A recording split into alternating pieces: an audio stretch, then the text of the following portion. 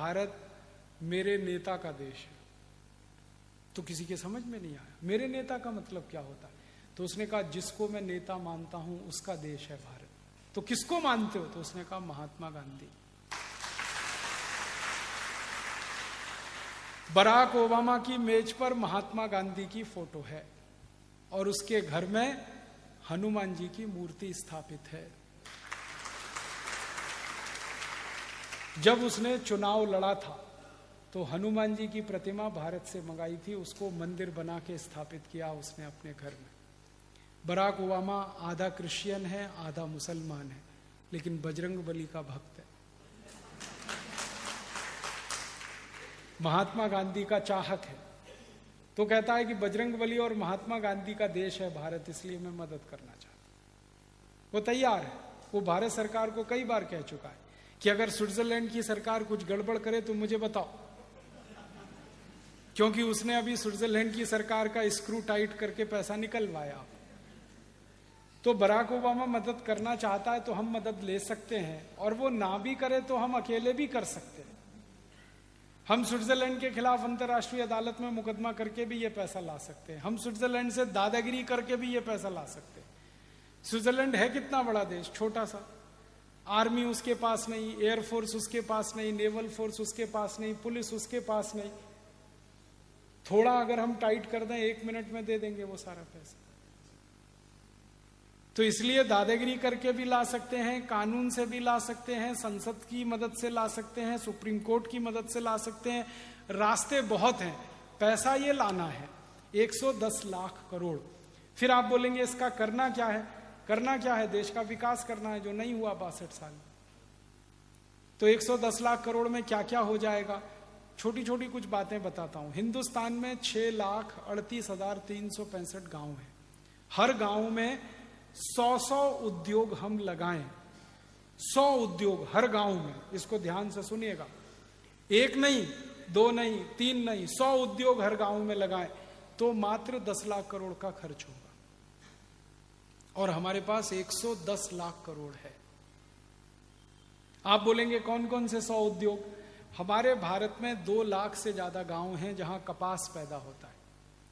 जहां कपास पैदा होता है वहां सूत बन सकता है, जहां सूत बन सकता है वहां खादी वस्त्र बन सकता है। तो खादी वस्त्र निर्माण का उद्योग हर देश के, माने भारत देश के 2 लाख गांव में चल सकता है। और उनमें जो खादी बनेगी वो सब हम भारतवासी खरीद कर उसका उपयोग कर सकते हैं। अभी भारत में 1% लोग खादी खरीदते हैं।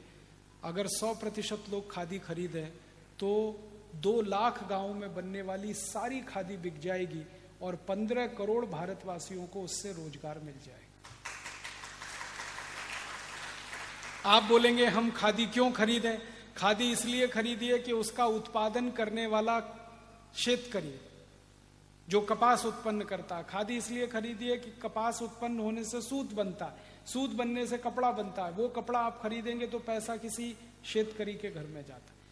आप ये मानते हैं कि विदर्भ के शेतकरी आत्महत्या ना करें तो उसका एक ही रास्ता है कि आप खादी खरीदें, क्योंकि विदर्भ में सबसे ज्यादा कपास पैदा होती है और कपास पैदा करने वाला ही शेतकरी सबसे ज्यादा आत्महत्या करता है, क्योंकि कपास का भाव नहीं मिलता।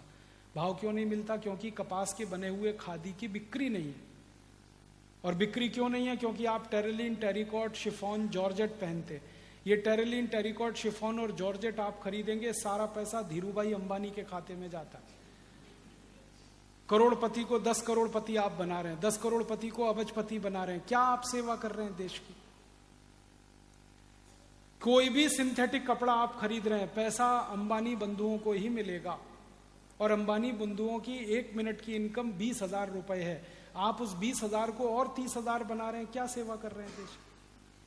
जो भूखा मर रहा है शेतकरी, उसकी सेवा करिए, उसके घर में पैसा दीजिए। और उसकी सेवा करने का एक ही रास्ता आपके पास है कि आप खादी खरीदिए।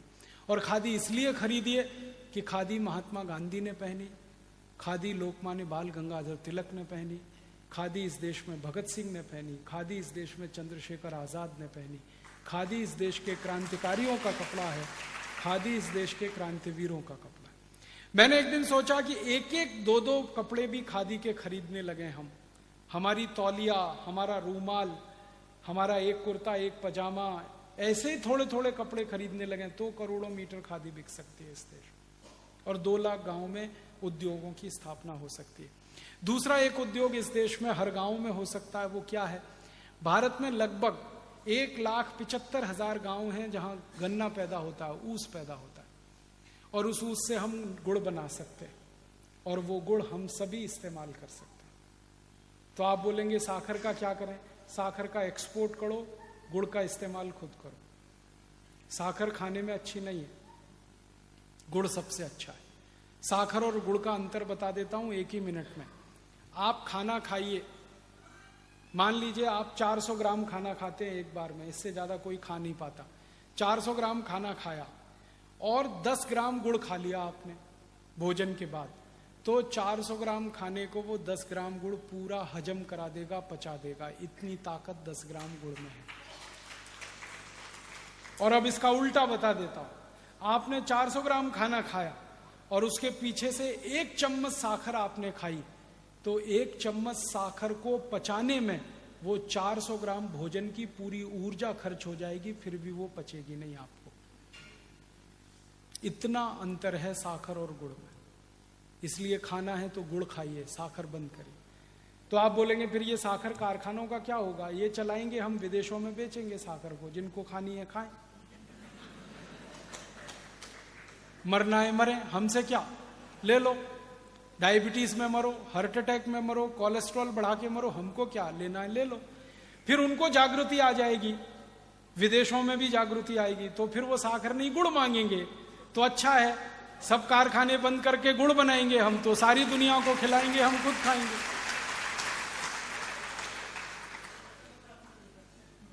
आपको मालूम है साखर बनाने के लिए करोड़ों रुपए का प्रोजेक्ट लगता है, बैंक से लोन लेना पड़ता है, करोड़ों रुपए इन्वेस्ट करना पड़ता है।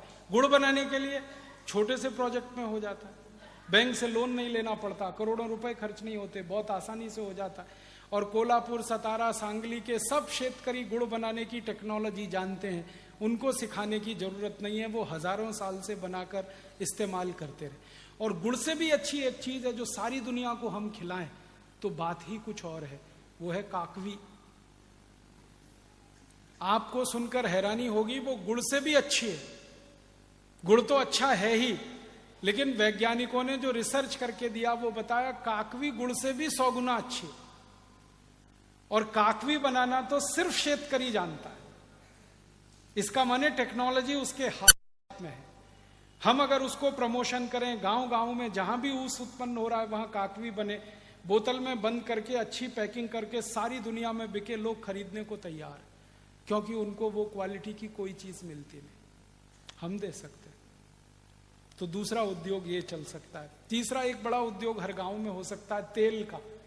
हमको मूंगफली का तेल चाहिए, शेंगा का तेल चाहिए, तिल का तेल चाहिए, सरसों का तेल चाहिए, और ये सब शेंगा तिल गांव में उत्पन्न होता है। 2 लाख गांव हैं जहां शेंगा होता है, जहां तिल होता है, जहां सरसों होती है।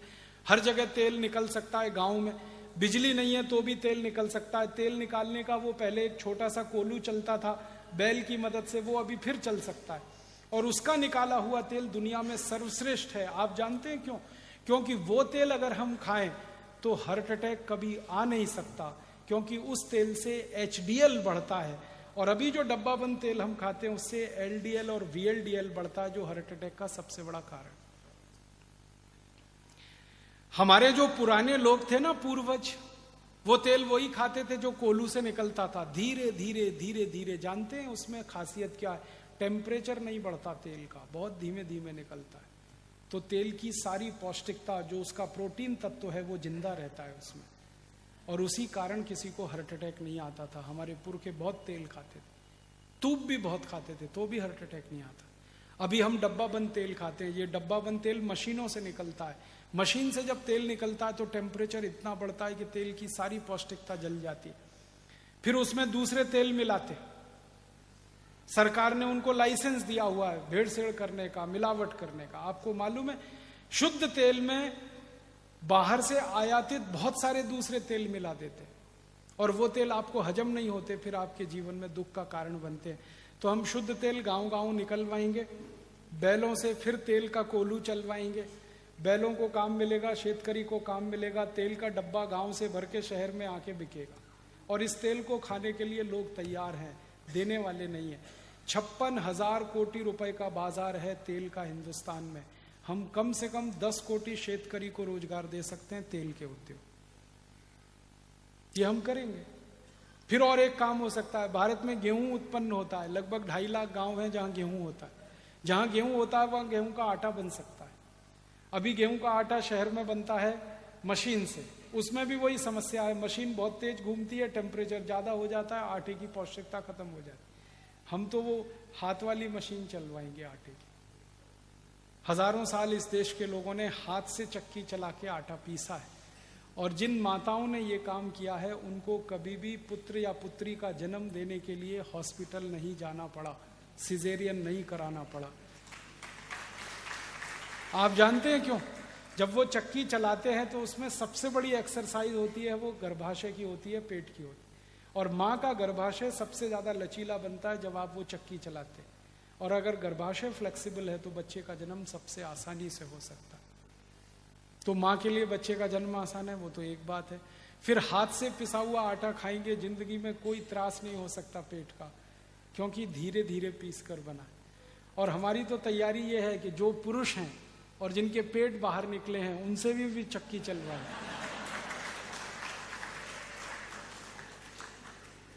उनका भी पेट अंदर चला जाएगा, वो स्लिम और ट्रिम हो जाएंगे। ऐसे भी चक्की चलाते हैं ना, स्वामी रामदेव जी चलवाते हैं कि नहीं? फिर असली में चलवाएंगे, गांव गांव में आटा भी बनेगा, लोगों को रोजगार मिलेगा, हमको बेस्ट क्वालिटी। और आपको माहिती है, शेतकरी गेहूं बेचे तो 11 रुपए किलो और गेहूं का आटा 26 रुपए किलो। तो गेहूं क्यों बेचना? आटा बना के बेचना ना, फिनिश प्रोडक्ट देना, रॉ मटेरियल गांव से बाहर नहीं लाना। भारत में 90,000 गांव हैं, 90,000, जहां बटाटा उत्पन्न होता है। अब बटाटा जहां है वहां बटाटा चिप्स बनवाएंगे गांव गांव से और शहर में बिकवाएंगे। विदेश की कंपनी आके बटाटा चिप्स बेचती है 400 से 500 रुपए किलो, हम 100 रुपए किलो तो बेच ही सकते हैं। रफल्स है, हॉस्टेस है, टॉप रेमन है, ये सब 400-500 रुपए किलो के हैं। हम हमारे गांव का बटाटा चिप्स 50 रुपए 100 रुपए किलो बेचे, करोड़ों लोगों को काम मिल सकता है। फिर टमाटर पैदा होता है 65,000 गांव में, टमाटर का सॉस गांव में बन सकता है, वो शहर में बिक सकता है। अचार है, मुरब्बा है, ऐसे 100 उद्योग हर गांव में चल सकते हैं। और एक उद्योग में 10 लोगों को भी काम मिला तो 1000 लोगों को रोजगार हर गांव में मिलता है। और अगर 1000 लोगों को गांव में रोजगार मिला तो 1000 परिवार की जिंदगी सुधरेगी। इस देश का बेरोजगारी गांव से बिल्कुल खत्म हो जाएगी। और मैं तो वो दिन देख रहा हूं कि शहरों में बसे हुए लोग गांव भागकर वापस जाएंगे, क्योंकि उनके घर के पास ही उनको रोजगार मिल जाएगा। शहरों के लोग अगर गांव वापस चले जाएं तो झुग्गी झोपड़ियां खत्म हो जाएंगी। मुंबई की धारावी जो झुग्गी झोपड़ी है वो हमारे मुंह पर तमाचे की तरह से, वो इसलिए है कि गांव में रोजगार नहीं है तो मुंबई जाके उनको रोजगार ढूंढना पड़ता है। जब गांव में काम मिलेगा तो कोई झुग्गी झोपड़ी में क्यों रहने शहर में जाए। ऐसी व्यवस्था हम बनाना चाहते हैं, और इस पूरी व्यवस्था को बनाने में मात्र 10 लाख करोड़ का खर्चा है, और हमारे पास 110 लाख करोड़ है। फिर बचेगा पैसा 100 लाख करोड़, उसका क्या करेंगे? फिर उसके दूसरे काम करेंगे, सड़क बनवाएंगे गांव गांव। फिर उसके बाद बचेगा तो क्या करेंगे? बीज की व्यवस्था करेंगे, इलेक्ट्रिक करंट दिलवाएंगे हर गांव में। भारत के हर गांव में 24 तास इलेक्ट्रिक करंट मिले, उसके लिए 4.5 लाख करोड़ का खर्चा करना आसानी से कर सकते हैं। छोटे छोटे पावर स्टेशन बना सकते हैं, 1 मेगावाट के, 2 मेगावाट के, और 10 गांव को बिजली सप्लाई हो वो एक पावर स्टेशन कर देगा। अभी पावर स्टेशन बहुत बड़े हैं, 1000 मेगावाट के, 1500 मेगावाट के। उनकी समस्या क्या है कि वहां जो बिजली उत्पन्न होती है 11,000 वोल्ट की होती है, और घर में जो बिजली इस्तेमाल होती है वो 220-240 वोल्ट की होती है। तो 11,000 वोल्ट पे पहले बिजली पैदा करते हैं, फिर उसको स्टेप डाउन करके नीचे नीचे लाके 240 वोल्ट पे कन्वर्ट करते हैं। हजारों यूनिट बिजली फालतू में बर्बाद होती है। हम इस व्यवस्था को बदलना चाहते हैं। 1 यूनिट भी बिजली बर्बाद नहीं होनी चाहिए। क्या करें? छोटे पावर स्टेशन बनाओ, 1 मेगावाट का बनाओ, 2 मेगावाट का बनाओ, तो बिजली ही 240 वोल्ट की पैदा करो, तो स्टेप डाउन करनी ना पड़े। तो घरों में इस्तेमाल करने के लिए बिजली अलग, कारखानों में अलग, रेलवे के लिए अलग, ये 3 स्तर पर हम अलग अलग कर देंगे तो फालतू बिजली खराब नहीं होगी, और जितनी बिजली हमने बचाई उतनी उत्पादन हो जाएगी। और 35 से 37% हमारे यहाँ जो ट्रांसमिशन लॉस है ये पूरा हम खत्म कर सकते हैं। छोटे पावर स्टेशन बना के ये काम कर सकते हैं। ये करने के बाद भी पैसे बचेंगे तो हॉस्पिटल बना देंगे, स्कूल बना देंगे, कॉलेज बना देंगे, सब हो जाएगा, गांव में कुछ नहीं बचेगा, तो भी हमारे पास 60 लाख करोड़ बचेगा। 50 लाख कोटी में सब काम हो जाएगा। फिर हमें सोचना पड़ेगा अब क्या करें, कुछ करने के लिए नहीं, तो फिर योग करेंगे, प्राणायाम करेंगे, हम सुधरेंगे, उनको सुधारेंगे, अपनी सीट सब स्वर्ग में बुक कराएंगे, और क्या करेंगे, फिर यही करेंगे। और 60 लाख कोटी जो बच गया उसको फिक्स डिपॉजिट में रख देंगे भारत माता के नाम से, उसका 10% का ब्याज भी मिला साल का, तो 6 लाख कोटी हो गया। उतने पैसे से देश का बजट बना लेंगे, टैक्स लगाने की जरूरत नहीं है, पूरे देश को जीरो टैक्स बना लेंगे। अभी अंग्रेजों के समय के बनाए हुए 64 तरह के टैक्स, 23 अंग्रेजों के और काले अंग्रेजों के 64 तरह के सब टैक्स खत्म कर दें तो भी ये देश चलेगा। एक भी टैक्स हम नहीं लें। इनकम टैक्स खत्म, सेंट्रल एक्साइज खत्म, सेल्स टैक्स खत्म, रोड टैक्स खत्म, टोल टैक्स खत्म, कॉरपोरेशन का टैक्स खत्म, सारे टैक्स खत्म। फिर आप बोलेंगे तो देश कैसे चलेगा? जो बचा पैसा है स्विस बैंक का उसके ब्याज पे चलेगा, और कभी कमी पड़ेगी पैसे की, वैसे तो पड़ेगी नहीं, क्योंकि विकास का सब काम हो गया तो फिर पैसे की जरूरत क्या। अगर मान लीजिए कमी पड़ेगी तो लोगों से दान मांग लेंगे। भारत के लोग तो बहुत दान देते, देश के लिए भी दान देंगे। कारगिल युद्ध हुआ तो लोगों ने दान दिया, गुजरात में भूकंप आया तो दान दिया, उड़ीसा में बाढ़ आई थी तो दान दिया, बिहार में अभी बाढ़ आई थी तो हमने दान दिया। तो भारत के लोग तो दान देते हैं, दानवीर हैं, दान मांग लेंगे देश के लिए जरूरत पड़ेगी तो। और मुझे लगता है कि दान ज्यादा देंगे, टैक्स नहीं देते, क्योंकि टैक्स वीर नहीं है, दानवीर है। इस देश के ऐसे बहुत लोगों को मैं जानता हूं जो टैक्स में पैसा बचाने के लिए चार्टेड अकाउंटेंट्स रखते हैं और रोज दान देते हैं लाखों रुपए का। मैं उनको कहता हूं लाखों रुपए आप दान दे रहे हो तो टैक्स में क्यों नहीं देते? वो मुझे बहुत गहरी बात कहते, वो कहते राजीव भाई भारतीय संस्कृति में कुपात्रों को दान नहीं देते। ये टैक्सेशन का डिपार्टमेंट कुपात्र लोगों का, इनको हम एक पैसा भी नहीं दे सकते, सुपात्र को हम चाहे उतना दे सकते। मैंने एक दिन कैलकुलेशन किया, आप सोचेंगे हैरान हो जाएंगे। हर आदमी चाय के एक प्याले के बराबर का धन, चाय का एक प्याला 5 रुपए का है ना, हर आदमी 5 रुपए भारत देश को रोज दान दे दे तो साल भर का कुल कलेक्शन इनकम टैक्स से 3 गुना ज्यादा आता है। इतनी ताकत है दान में। और हम जब सारे टैक्स खत्म कर दें, income tax, central excise, sales tax, road tax, toll tax, तो लोग तो और ज्यादा दान दे देंगे, क्योंकि उधर से पैसा बचेगा उनका। देश के लिए दान देने में किसी को त्रास नहीं। वो ये कहते हैं कि दान लेने वाले में पात्रता होनी चाहिए। लोग तो करोड़ों रुपए देने को तैयार हैं इस देश। तो हम दान आधारित देश चलाएंगे। और अगर कभी टैक्स लगाना भी पड़ा, मान लीजिए, वैसे तो जरूरत पड़ेगी नहीं, फिर भी हमने हिसाब जोड़ रखा है कि अगर टैक्स की कहीं कोई थोड़ी भी जरूरत पड़ी तो भारत में जो ट्रांजैक्शन होता है रोज का, बैंक में होता है चेक और ड्राफ्ट से 1,25,000 कोटी रुपए रोज का, कैश में ट्रांजैक्शन होता है 5 लाख कोटी रुपए का, दोनों जोड़ दें तो 6,25,000 कोटी का डेली ट्रांजैक्शन है। एक साल का ट्रांजैक्शन निकालें तो 365 का गुणा कर दें। इस पूरे ट्रांजैक्शन पर अगर 2% टैक्स ले लें तो आज के टैक्स से कुल मिलाकर 3 गुना ज्यादा इकट्ठा होता है। सिर्फ 2% ले लें, और 1% ले लें तो आज के कुल टैक्स से 1.5 गुना ज्यादा इकट्ठा होता है। माने पैसे की कोई कमी नहीं पड़ेगी इस देश में।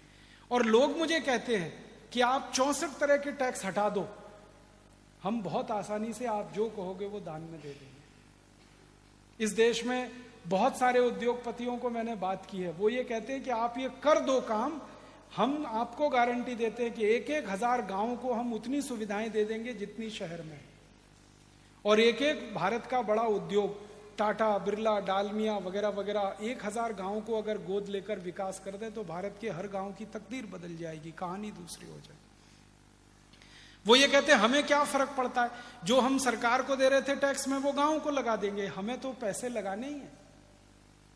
तो विकास की सारी योजनाएं इस तरह से हम बना सकते हैं। इस देश को जीरो टैक्स बना सकते हैं, और जीरो टैक्स होते ही दो फायदे होंगे। पहला फायदा यह होगा कि महंगाई एकदम नीचे आएगी। 70% चीजों के दाम एक झटके में खत्म हो जाएंगे। जो चीज आपको 100 रुपए की मिल रही है वो 30 रुपए की। अगर हम सारे टैक्स खत्म कर दें इस देश में से, तो मैं आपको छोटी बातें बताता हूं।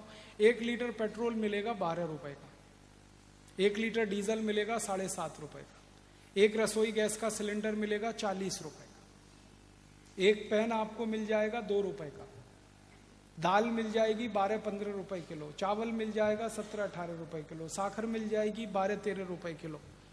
आप न्यूयॉर्क जाएं और न्यूयॉर्क से वापस आए, 7,000 रुपए में सब काम हो जाएगा, जो अभी 90,000 में होता है। आपका बेटा अगर इंजीनियरिंग पढ़ेगा IIT में, तो 5 साल का खर्चा 25,000 आएगा, जो अभी 5 लाख आता है। MBBS करेगा तो 5 साल का उसका खर्चा 35-40 हजार आएगा। सब टैक्स कम होंगे, हर चीज सस्ती हो जाएगी। और जब चीजें सस्ती होंगी तो गरीब से गरीब आदमी को जिंदगी बिताने का रास्ता खुलेगा। और एक सबसे बड़ा काम ये होगा कि आपको अभी बहुत पगार मिलती है तो भी घर खर्च नहीं चलता, क्योंकि महंगाई आपकी मार करती है। फिर पगार थोड़ी सी भी मिलेगी तो घर खर्च बहुत अच्छे से चलेगा। मेरे पिताजी मुझे बताते हैं कि वो सरकारी नौकरी में पहली बार आए तो उनको 250 रुपए की पगार मिली थी। उसमें उन्होंने घर का सारा खर्च चलाया था और 3 तोला सोना खरीदा था पहली पगार से। 250 रुपए मिली थी, घर का खर्च चलाने के बाद 3 तोला 30 ग्राम सोना खरीदा। और वो कहते हैं हर महीने में मैं 30 ग्राम सोना खरीदता था, इतनी 250 रुपए की वैल्यू थी। अब 3 तोला सोना खरीदना हो तो 30,000 तो ऐसे ही चाहिए, अब तो 45,000 चाहिए। 45,000 तो सोने के लिए चाहिए, 15-20 हजार घर चलाने के लिए, माने 50,000 का खर्चा मिले तो 3 तोले सोना खरीदे और घर खर्च चले। इतनी महंगाई बढ़ी है, इतना इन्फ्लेशन बढ़ा है, ये खत्म कर सकते हैं हम। कम पैसे में जिंदगी गुजर सकती है, कम पगार में जीवन चल सकता है। और कम पगार में जीवन चलने लगे तो 6th पे कमीशन की जरूरत नहीं, 5th पे कमीशन की जरूरत नहीं, 4th पे कमीशन की जरूरत नहीं, ये सब खत्म कर सकते हैं। व्यक्ति को असमानता से निकालकर हम समानता में ला सकते हैं, ये व्यवस्थाएं हो सकती है। और एक सबसे बड़ी बात मैं कहना चाहता हूं, अगर टैक्स खत्म हो जाए, इनकम टैक्स, तो काला धन रह नहीं सकता, ब्लैक मनी होगा नहीं। ब्लैक मनी होगा नहीं तो कोई बेईमान हो नहीं सकता, सब ईमानदार हो जाए।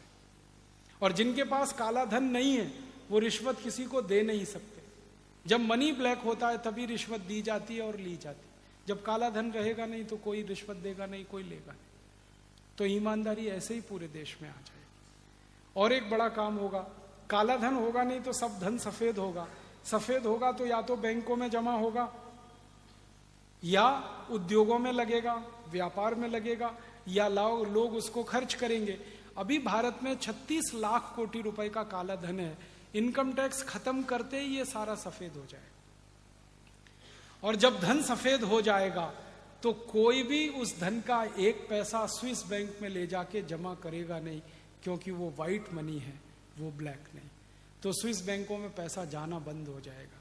जो पैसा जमा होगा वो भारत की बैंकों में ही जमा होगा, और जो यहां जमा होगा पैसा, वो यहां की समृद्धि बढ़ाने के काम में आएगा। माने बहुत जल्दी हम इस देश को सोने की चिड़िया फिर बना लेंगे, मुश्किल कुछ नहीं। एक काम हम और करना चाहते हैं कि जो बड़े नोट हैं हमारे देश में, 1000 के, 500 के, 100 के, ये बंद करना है, छोटे नोट चलाना। क्यों? अभी पाकिस्तान एक देश है जो नकली नोट छाप छाप के हमारे यहां डालता रहता है, आपको मालूम है। और हमारी करेंसी में 15% नोट अभी नकली आ चुके हैं। स्टेट बैंक ऑफ इंडिया के ATM से नकली नोट निकल रहे हैं, ये हालत हो गई है। कहां से आ रहे हैं? सब पाकिस्तान छाप के डाल रहा है। पाकिस्तान से जो एजेंट आते हैं नकली नोट लेकर, उनको अभी थोड़े दिन पहले CBI वालों ने पूछा और कहा कि तुम 1000 के नोट लाते हो, 500 के लाते हो, 100 के लाते हो, 50 का नोट क्यों नहीं लाते? तो कहते हैं पाकिस्तान छापता नहीं वो 50 का नोट। क्यों नहीं छापता? तो एक एजेंट ने कहा कि 50 रुपए का नोट पाकिस्तान में छपे और भारत में लाकर उसको हम चलाएं तो 55 रुपए खर्च होते हैं उसमें, इसलिए हम 50 का नोट नहीं छापते। 1000 का, 500 का, 100 का। अब पाकिस्तान की इस योजना को विफल करना हो तो आप 1000, 500, 100 के नोट बंद कर दो, 50 के ही नोट रखो। और 1000, 500, 100 के नोट जिनके भी पास हैं, एक दिन रिजर्व बैंक ऐलान करे कि आप उसको एक्सचेंज कर लो, बैंक आपको 50 के नोट दे देगा। 2 फायदे होंगे, पाकिस्तान की योजना ध्वस्त। दूसरा फायदा होगा कि फिर कोई माई का लाल रिश्वत कैसे देगा वो हम देखेंगे। अभी 10 करोड़ की रिश्वत देनी है तो एक ब्रीफ केस में 1000 के नोट भर के दे आता है कोई। फिर 10 कोटी की रिश्वत देनी है तो ट्रक भर के ले जाना पड़ेगा। देने वाला भी परेशान, लेने वाला भी परेशान। कोई आदमी ट्रक भरा हुआ कहां रखेगा घर में, और जो देने जा रहा है वो कितनी जगह चेक होगा और पकड़ा जाएगा। तो घूसखोरी, रिश्वतखोरी सब अपने आप खत्म हो जाएगी। और जो गंभीर बात मैं कहना चाहता हूं वो ये, अपने भारत में 84 कोटी लोग ऐसे हैं जो एक दिन में 20 रुपए ही खर्च कर पाते हैं, तो उनको तो 1000 के नोट की जरूरत नहीं, उनको तो 20 रुपए चाहिए, 10 रुपए चाहिए। तो उसके लिए तो हमें ये करना ही पड़ेगा। बड़ी करेंसी के नोट हम खत्म करना चाहते हैं। और 1-2 काम हम करना चाहते हैं इस देश में। शिक्षा व्यवस्था इस देश की बदलना चाहते हैं, स्वदेशी शिक्षा हमें लानी है। ये जितनी अर्थव्यवस्था की बातें हैं वो हम लोग कहते हैं कि स्वदेशी अर्थव्यवस्था में हम ये करना चाहते हैं। शिक्षा में स्वदेशीकरण करना चाहते हैं। अभी शिक्षा है वो मैकॉले की है, आप सभी जानते हैं। जितना पाठ हम पढ़ते हैं, जो अभ्यास करते हैं, वो सब मैकॉले का। पाठ्यक्रम बिल्कुल हमने नहीं बदला 63 साल के बाद भी। मैकॉले ने यह पाठ्यक्रम बनाया था भारत में कारकुन तैयार करने के लिए। अब हम वही पाठ्यक्रम चला रहे हैं, हमारे बच्चों को कारकुन ही बना रहे हैं, और उससे ज्यादा क्या बन रहा है।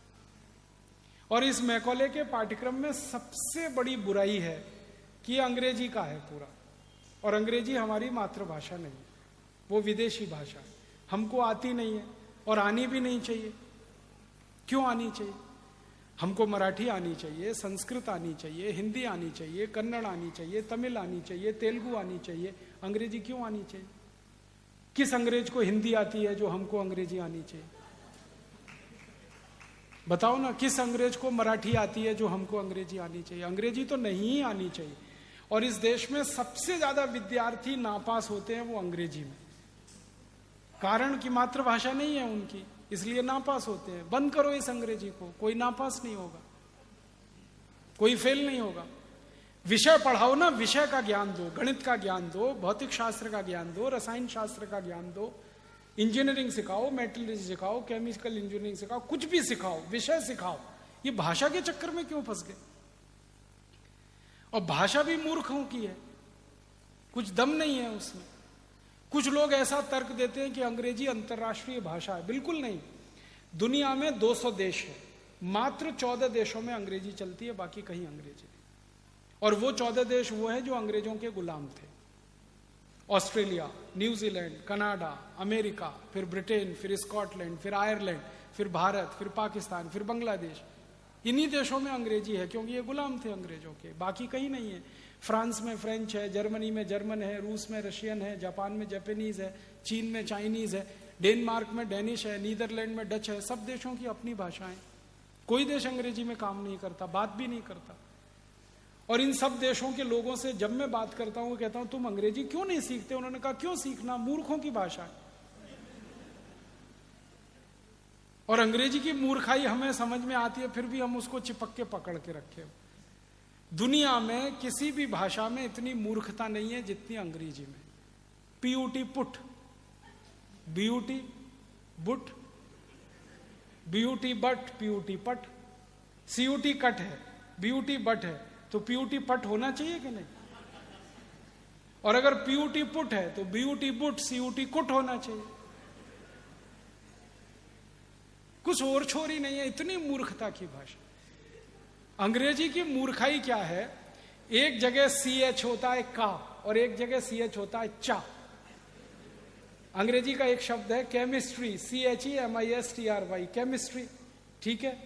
तो चोपड़ा, CHOPARA, चोपड़ा, तो यहां कोपड़ा होना चाहिए।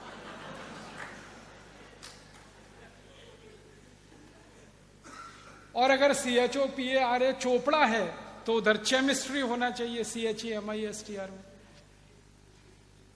और जब भी अंग्रेजी के लोगों से बात करो ये क्या चक्कर है, वो कहते पता नहीं, अब है तो हम कर रहे हैं। मूर्खों की भाषा ऐसी होती है। अंग्रेजी जो है ना बहुत बहुत बहुत बहुत रद्दी भाषा है। इसके पास शब्द नहीं है अपने। 5वीं शताब्दी में तो ये भाषा बनी है। आपको मालूम है अंग्रेजी का इतिहास मुश्किल से 1000, 1200-1500 साल पुराना। 5वीं शताब्दी के पहले तो अंग्रेजी ही नहीं थी। पूरे इंग्लैंड और स्कॉटलैंड और उसमें लैटिन चलती थी। अंग्रेजी उसमें से उधार लेके कुछ शब्दों से शुरू हुई। फ्रेंच से उधार लिया, जर्मन से लिया, लैटिन से लिया, इससे लिया, कुछ हिंदी से लिया, खिचड़ी बना दिया उन्होंने। शब्द नहीं है उनके पास। इतनी गरीब भाषा है ये, जो दुनिया में कहीं नहीं है। इनके पास ले दे के एक ही शब्द है, अंकल। काका, मामा, मौसा, फूफा, काका का काका, मामा का मामा, मौसा का मौसा, सब एक ही है, अंकल। शब्द ही नहीं है। और ले दे के एक शब्द है आंटी। काकी भी है, मामी भी है, मौसी भी है, सब आंटी। ये भारत में तो नहीं होता। हमारे यहां तो जितने भी रिश्ते हैं हर एक के लिए अलग शब्द है। इनके पास शब्द ही नहीं। और ऐसी मूर्खता के शब्द हैं समझ में नहीं आते। फादर इन लॉ, कौन सा? इधर वाला कौन सा father in? Mother in law कौन सी? इधर वाली की इधर वाली? मूर्खताओं की भाषा। अच्छा, मैं अगर आपसे हिंदी में या मराठी में ये कहूं कि ये व्यक्ति किसी व्यक्ति का साला है, ठीक है, आप 1 मिनट में पता लगा लेंगे साला है या माने उसकी बहन का भाई है, ठीक है।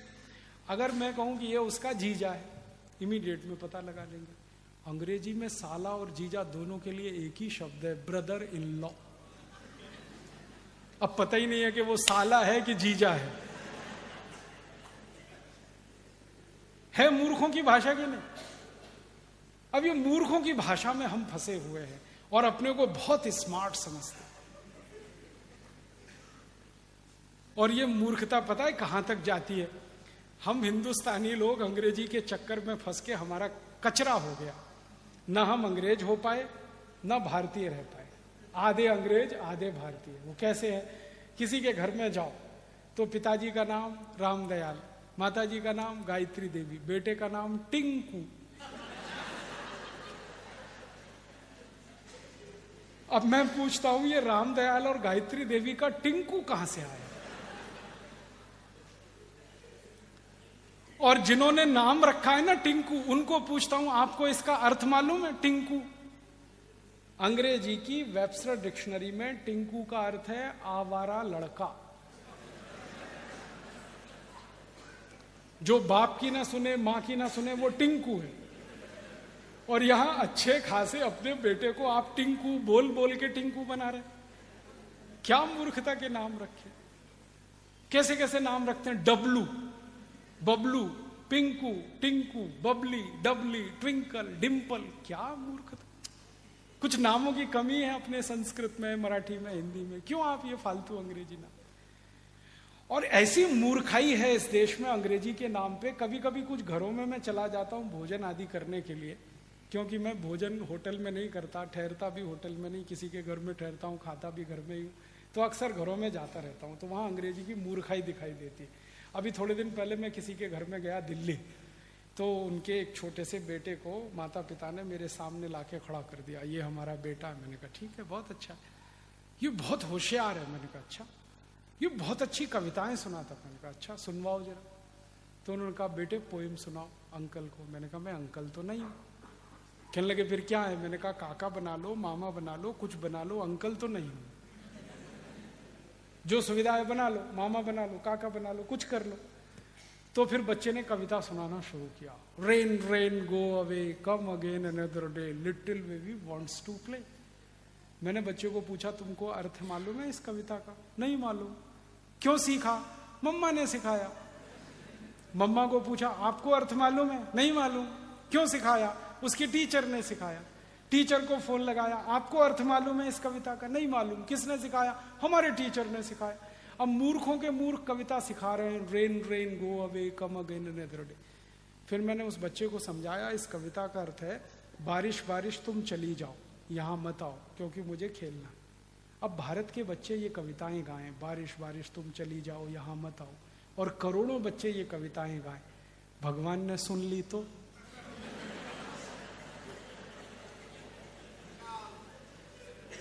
भगवान ने अगर कविता सुन ली तो बारिश को वापस बुला लेगा, यहां बारिश होगी नहीं।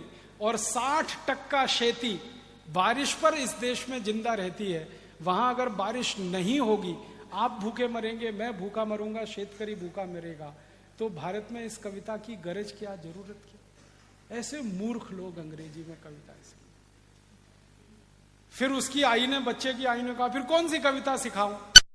तो मैंने कहा कविता सिखाओ, ये रे पाऊसा तुला दे तो पैसा, पैसा झाला खोटा पाऊस आला में, ये कविता सिखाओ। क्योंकि ये कविता भारत की आत्मा है। आत्मा क्यों है? जिस देश में 60% खेती पाउस आधारित है, उस देश में पाउस को बुलाने की ही कविता हो सकती है, भगाने की कैसे हो सकती है? तो हमारे बच्चों को तो यही सिखाना चाहिए, बारिश बारिश तुम जल्दी आओ, बार बार आओ, मैं तुमको पैसा देना चाहता हूं इसलिए आओ। ये भारत की कविता है। अंग्रेजों की कविता रेन रेन गो अवे। कविता भी जो होती है ना, वो अपनी जरूरत, अपनी संस्कृति, अपनी सभ्यता, अपनी परंपरा से निकलती है। अंग्रेजों की संस्कृति, अंग्रेजों की सभ्यता, उनकी परंपरा हमसे बिल्कुल अलग है। इंग्लैंड में बारिश कभी भी आती है, यूरोप में बारिश कभी भी आती है। वहां के बच्चे शाम को बाहर खेल नहीं सकते, कभी भी मौसम खराब हो जाता है, इसलिए वो कविता गाते हैं रेन रेन गो अवे। हमारे यहाँ तो बारिश साल में सिर्फ 3 महीने आती है और उसका दिन फिक्स है, इस दिन से लेकर इस दिन तक। तो हम कैसे गा सकते हैं रेन रेन गो अवे? और बारिश का समय जब निश्चित है और बारिश पर पूरे देश की अर्थव्यवस्था निश्चित है, तभी इस देश में बारिश आधारित बहुत सारे साहित्य लिखे गए हैं, बहुत सारी किताबें लिखी गई हैं। हमारे देश में महाकवि कालिदास ने जो मेघों का वर्णन किया है, और उसमें से जो उस उत्साह उत्पन्न होता है सुनकर, बोलकर, वो हमारी संस्कृति का हिस्सा है, क्योंकि जरूरत है हमारी। महाकवि कालिदास इंग्लैंड में नहीं हो सकते, जो मेघों का इतना सुंदर वर्णन कर सकते हैं, वो जरूरत है हमारी। तो हम तो हमारी जरूरत सभ्यता, संस्कृति, परंपरा में से लेंगे।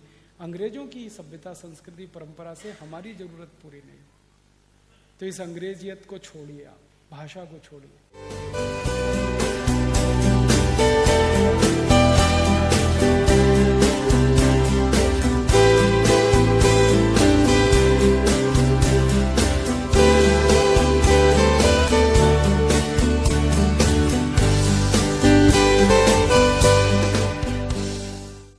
अंग्रेजों को आपने छोड़ दिया, इस भाषा को क्यों पकड़ के रखा है?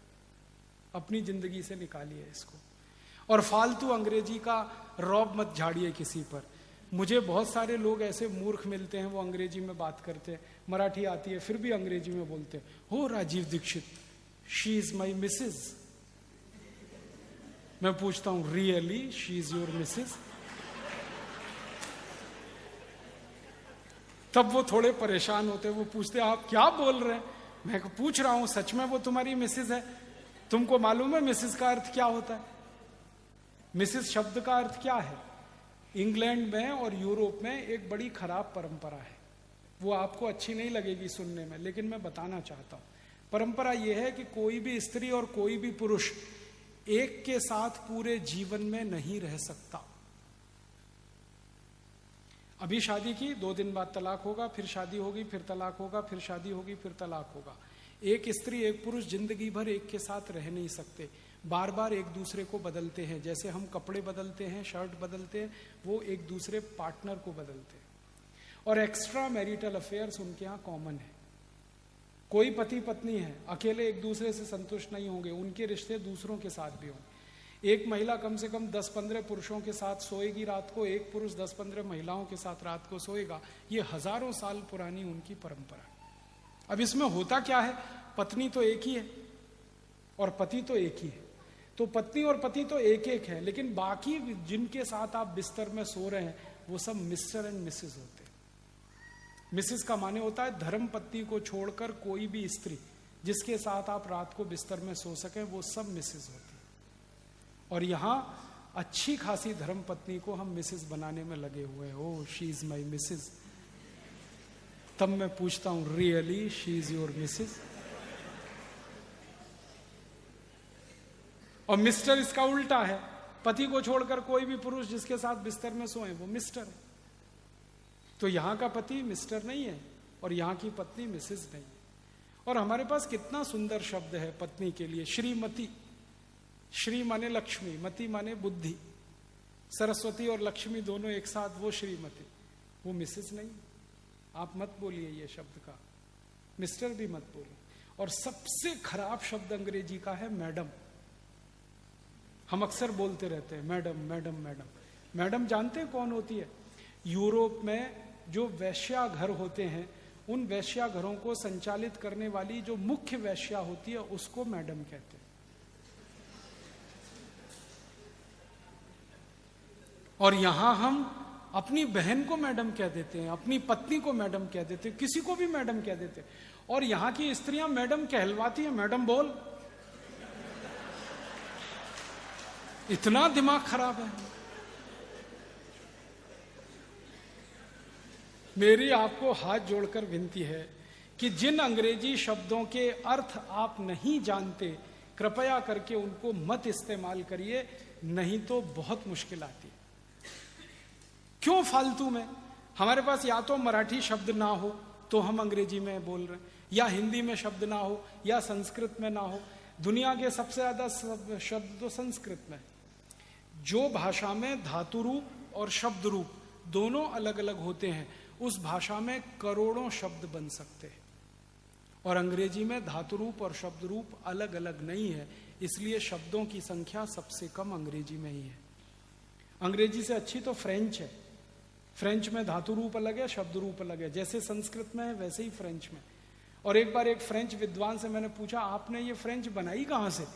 शब्द रूप अलग, धातु रूप अलग। उन्होंने कहा संस्कृत की नकल करके। तो फ्रेंच संस्कृत से निकली, जर्मन संस्कृत में से निकली, तो हम संस्कृति क्यों ना सीखें फिर, जो सारी भाषाओं की मां है? और उसको सीखें तो अपना साहित्य भी पढ़ पाएंगे। अपने ज्ञान का सारा भंडार संस्कृत में ही है। अगर उसको पढ़ना हो, ऋग्वेद पढ़ना हो, यथर्ववेद पढ़ना हो, सामवेद पढ़ना हो, यजुर्वेद पढ़ना हो, उपनिषद पढ़ने हो, सांख्य उपनिषद पढ़ना हो, छांदोग्य, कुछ भी पढ़ना है तो संस्कृत में ही संभव है। तो अपना ज्ञान जिस भाषा में प्रचंड है उस भाषा को सीखें, मातृभाषा को सीखें, राष्ट्रभाषा को सीखें। ये विदेशी भाषा का चक्कर खत्म करें। हम इस देश में एक कानून बनाना चाहते हैं बहुत जल्दी, और ये कानून होगा। वो कानून ये होगा कि किसी भी नौकरी के लिए अंग्रेजी भाषा की कंपल्शन माने उसका होना, ये खत्म कर देंगे। अंग्रेजी भाषा नहीं है तभी सरकारी नौकरी मिले। आपको महाराष्ट्र में अगर सरकारी नौकरी चाहिए तो मराठी आनी ही चाहिए। आपको अगर कर्नाटक में सरकारी नौकरी चाहिए तो कन्नड़ आनी ही चाहिए। तमिलनाडु में सरकारी नौकरी चाहिए तो तमिल आनी चाहिए। आंध्र में सरकारी नौकरी चाहिए तो तेलुगु आनी चाहिए। उत्तर भारत में सरकारी नौकरी चाहिए, हिंदी आनी चाहिए। ये कानून हम बनाएंगे, और इस कानून के थोड़े थोड़े उपकानून ऐसे बनेंगे कि भारत के सुप्रीम कोर्ट में, उच्चतम न्यायालय में कोई भी व्यक्ति मुकदमा करने जाए, वादी या प्रतिवादी, वो मातृभाषा में सुना जाना चाहिए और उसमें बहस होनी चाहिए। अभी सुप्रीम कोर्ट के सारे मुकदमे अंग्रेजी में होते हैं। ना वादी जानता है ना प्रतिवादी जानता, वकील जानता है, जज जानता है, घोटाला उसी में होता है। जिसको न्याय चाहिए उसको अंग्रेजी आती नहीं, और अंग्रेजी में मुकदमा चल रहा है, वो तो बेचारा चुपचाप देखता रहता है। जब फैसला आता है वकील अपने तरह से समझाता है, जज अपने तरह से समझाता है। और इस देश में ये कानून होगा कि जो जज महाराष्ट्र में है या कर्नाटक में है या तमिलनाडु में या आंध्र में, उनको स्थानीय भाषा में ही फैसला देना है। और अगर नहीं आती उनको स्थानीय भाषा तो वो जज नहीं हो सकते। इस देश में कुछ भी हो सकता है। जब स्थानीय भाषा में न्याय मिले, स्थानीय भाषा में शिक्षा मिले, हमारे सारे बच्चे इंजीनियरिंग पढ़ेंगे मराठी में, मेडिकल पढ़ेंगे मराठी में, चार्टर्ड अकाउंटेंसी पढ़ेंगे मराठी में, एमबीए पढ़ेंगे मराठी में। आप बोलेंगे कैसे संभव है? 10-11 करोड़ की आबादी है महाराष्ट्र की। आपको मालूम है दुनिया का सबसे छोटा देश है डेनमार्क, जिसकी 30 लाख की आबादी है, मात्र 30 लाख। उन्होंने सारे इंजीनियरिंग कॉलेज डेनिश में रखे हुए हैं। डेनमार्क की भाषा है डेनिश। 30 लाख की आबादी में सब इंजीनियरिंग कॉलेज डेनिश में चलते हैं, मेडिकल कॉलेज डेनिश में चलते हैं। इतना छोटा देश अगर अपनी भाषा में इंजीनियरिंग सिखा सकता है, तो 11 करोड़ का महाराष्ट्र अपनी भाषा में इंजीनियरिंग क्यों नहीं सिखा सकता? आसानी से हो सकता है। भाषांतर करना है, पाठ्यक्रम बदलना है। और मराठी में अंग्रेजी से ज्यादा शब्द हैं, इसलिए भाषांतर करना बहुत आसान है। और मराठी से ज्यादा हिंदी में शब्द हैं, और उससे ज्यादा संस्कृत में शब्द हैं। माने हमारी भाषाओं के पास शब्दों की कोई कमी नहीं है, हम बहुत आसानी से भाषांतर कर सकते। और सबसे बड़ी मुश्किल पता है क्या होती है? किसी भी विद्यार्थी को जब आप अंग्रेजी में बात पढ़ाते हैं, उसको याद करने में 6 गुना ज्यादा समय बर्बाद होता है उसका। आप उसको मराठी में सिखाइए कुछ भी, वो 2 minute, 3 minute, 5 minute, 10 minute, 50 minute, 1 घंटे में याद कर लेगा। फिर वही अंग्रेजी में सिखाइए, 6 महीना लगेगा और याद नहीं कर पाएगा, रटेगा पोपट की तरह से, तोते की तरह से। और रटा हुआ क्लासरूम में जाके वॉमिटिंग करेगा, उगल देगा, और बस नंबर आने के बाद दूसरे दिन भूल जाएगा कि मैंने लिखा क्या है, उसको याद ही नहीं रहे। क्या फायदा है ऐसा पढ़ाने? मैंने एक दिन ईमानदारी से पूरा कैलकुलेशन किया, हिसाब निकाला कि जिस इंजीनियरिंग को 5 साल में हम पढ़ाते हैं अंग्रेजी में, उसी को मराठी में 2 साल में पूरा पढ़ा सकते हैं। पूरा इंजीनियरिंग 2 साल। जिस मेडिकल साइंस को 6.5 साल में हम पढ़ाते हैं, मराठी में उसको 3 साल में पढ़ा सकते हैं। MBA की पूरी पढ़ाई अंग्रेजी में जो हम पढ़ाते हैं 2 साल में, मराठी में 4 महीने में होता है पूरा कोर्स। माने हम विद्यार्थियों का कितना बोझा कम कर सकते हैं अगर मातृभाषा में वो पढ़े। और सबसे बड़ी बात है जिंदगी की, वो हमेशा याद रखिए आप, कि व्यक्ति जो सोचता है, चिंतन कर सकता है, विचार कर सकता है, वो मातृभाषा में ही संभव होता है। विदेशी भाषा में आप चिंतन नहीं कर सकते, विचार नहीं कर सकते। भाषांतर कर सकते हैं, चिंतन नहीं होता, विचार नहीं होता, वो मातृभाषा में ही होता है। क्योंकि माँ की भाषा है ना, इसलिए वो सबसे नजदीक होती है। और मातृभाषा में किसी चीज को जितने अच्छे तरीके से आप कह सकते हैं, किसी भी विदेशी भाषा में नहीं कह सकते। तो जो सहज है, सरल है, आसान है, हमारे व्यक्तित्व से जुड़ी है, हमारी आई के साथ, हमारे परिवार से जुड़ी है, वो भाषा को प्रमुख भाषा बनाना, ये हम चाहते हैं इस देश की शिक्षा व्यवस्था में। हम चाहते हैं कानून व्यवस्था में भी मातृभाषा चले, प्रशासन में भी मातृभाषा हो, संसद में हर एक नेता को बात करनी हो, हिंदी में बोले, मराठी में बोले, नहीं तो संस्कृत में बोले, तमिल, तेलुगु, कन्नड़ में बोले, उसका भाषांतर किया जा सकता। अंग्रेजी में बोले, ये देश के करोड़ों लोगों का अपमान। पुडारी आता है, हमसे वोट मांगता है मराठी में, और फिर संसद में जाके अंग्रेजी बकना शुरू कर देता। लोगों से मराठी में वोट लिया और संसद में जाके अंग्रेजी में बात किया। इसका माने तुमने जिनका वोट लिया उनका अपमान किया।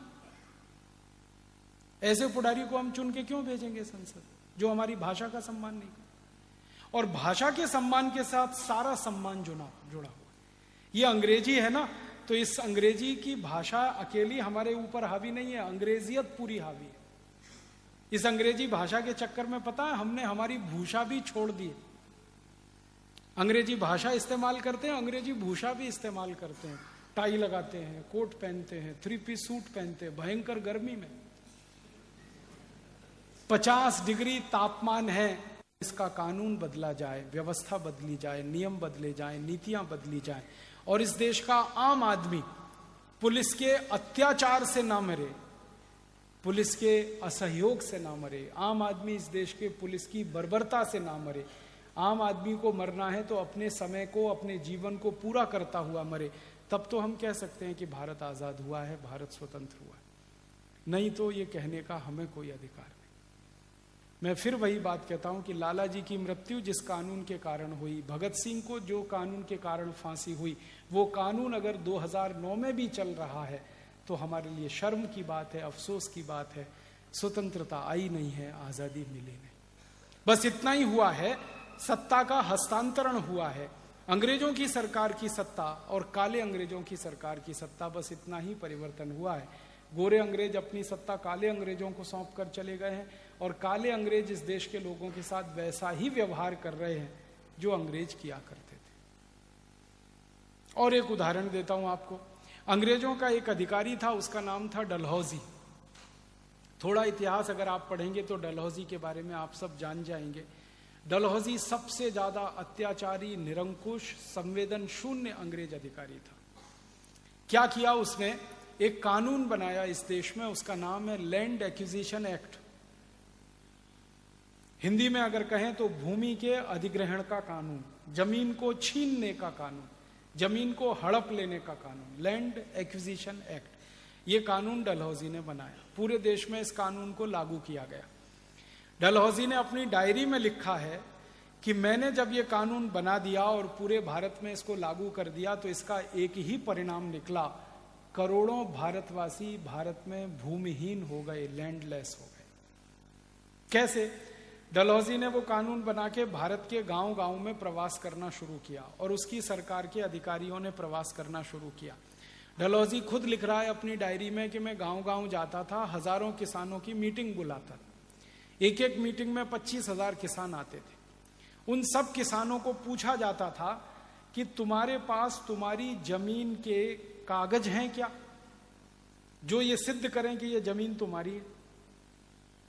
कोई किसान को ये पूछा जाए आज से 150 साल पहले कि जमीन के कागज हैं आपके पास जो ये सिद्ध करें कि जमीन तुम्हारी है, तो किसी किसान के पास कागज नहीं होते थे। क्यों? कागज बनाकर जमीन को हस्तांतरण करना इस देश की परंपरा नहीं है। इस देश में जमीन का हस्तांतरण करने की जो परंपरा है वो ये है कि मेरे पिता ने अपनी जमीन मुझे दे दी, मैंने मेरी जमीन अपनी आने वाली पीढ़ी को दे दी, उसने अपनी जमीन उससे आने वाली पीढ़ी को दे दी। तो परंपरा से ये जमीन का हस्तांतरण इस देश में होता रहा हजारों साल से। डलहौजी ने कहा कि ये नहीं माना जाएगा, कागज होना चाहिए जिस पर लिखा हो कि ये जमीन तुम्हारी है और उस पर सरकार की मोहर होनी चाहिए। अब किसी भी किसान के पास कागज नहीं और किसी भी किसान के पास मोहर नहीं अंग्रेजी सरकार की, तो इसी आधार पर डलहौजी किसानों से जमीनें छीन लेता था और वो कहता था ये जमीन तुम्हारी नहीं है, ये अंग्रेज सरकार की जमीन है। कानून का नाम था लैंड एक्विजिशन एक्ट और उसकी कार्यवाही इस तरह से हुआ करती थी। तो डलहौजी कहता है कि मैंने और मेरे सहयोगियों ने मिलकर 10 करोड़ किसानों से जमीनें छीनी। 10 करोड़ किसानों से जमीनें छीनी। डलहौजी अपनी डायरी में लिख रहा है कि ये कानून भारत में लागू होने से पहले एक भी किसान ऐसा नहीं था जो भूमिहीन हो, लैंडलेस हो। मैंने ये कानून बनाया और जमीनें छीनी, उसके बाद भारत के किसान भूमिहीन हुए, लैंडलेस हुए। तो 10 करोड़ किसानों को जिस डलहौजी ने भूमिहीन बना दिया और जिस कानून के आधार पर उसने किसानों से जमीनें छीनी, वो कानून आजादी के 63वें साल में आज भी इस देश में चल रहा है। और ऐसे ही चल रहा है लैंड एक्विजिशन एक्ट। उसमें कोई परिवर्तन नहीं हुआ, कोई संशोधन नहीं हुआ। बस परिवर्तन इतना ही है कि अंग्रेजों की सरकार जो जमीनें किसानों से छीनती थी, अब भारत की सरकार वो जमीनें किसानों से छीन लेती, हजारों एकड़ जमीनें छीन लेती। आप जानते हैं हमारे देश की सरकारों ने कुछ योजनाएं बना रखी हैं, स्पेशल इकोनॉमिक जोन करके SEZ। SEZ में हजारों हेक्टेयर जमीन किसानों से छीनी गई है जबरदस्ती, इसी कानून के आधार पर, लैंड एक्विजिशन एक्ट। अंग्रेजों ने व्यवस्था ये बनाई थी कि भारत के किसानों से जब जमीनें छीनी जाएं तो कोई भी भारतीय किसान अंग्रेजों की अदालत में मुकदमा ना कर सके। तो लैंड एक्विजिशन एक्ट को आप चैलेंज नहीं कर सकते, ये व्यवस्था अंग्रेजों ने की हुई थी। तो अंग्रेजों के जमाने के किसानों की जमीनें जाती थी तो अंग्रेजों की अदालत भी उस मुकदमे को सुनती नहीं थी। आजादी के 62-63 साल के बाद भारत में भी यही है।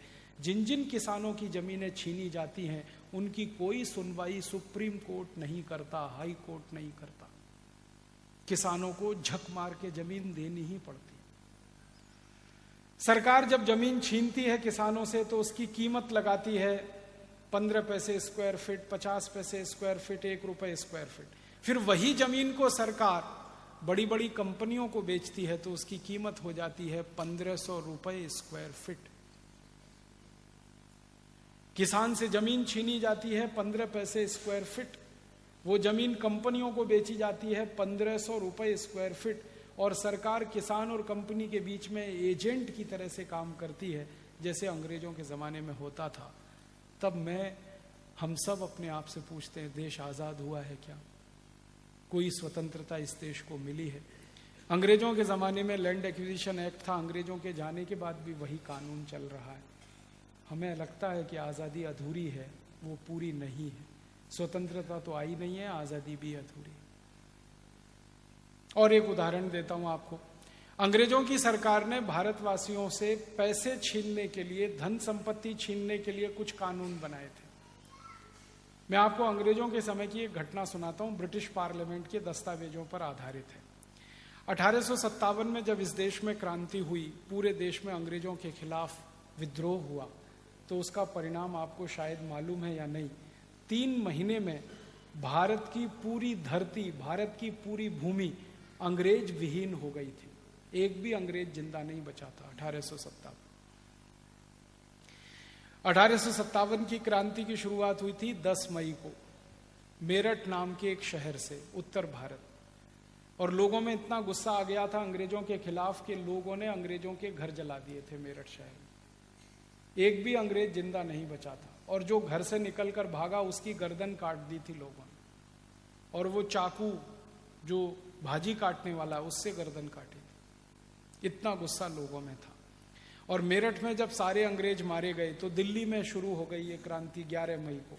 5 दिन में दिल्ली में हजारों अंग्रेजों का कत्लेआम हो गया।